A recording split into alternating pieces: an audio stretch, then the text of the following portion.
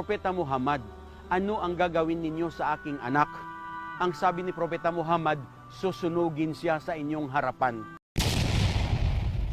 Nang marinig ng matanda na susunugin ang kanyang anak, humagulhol siya ng pagluha at ang sabi niya, Propeta Muhammad, ang bagay na ito ang hindi ko matitiis na gagawin ninyo sa pinakamamahal kong anak.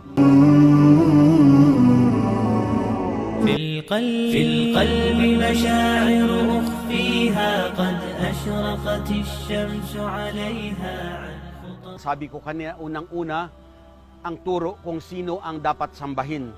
At pangalawa, kung papaano sasambahin ang tunay at ang nag-iisang Panginoong Diyos. So, ang isa pa rito, ang tungkol sa aral ng Islam, tungkol sa pagmamahal sa magulang. Dahil sa Islam pala, kahit na magdasal ka ng 5 beses dahil ang mga Muslim, inuobliga na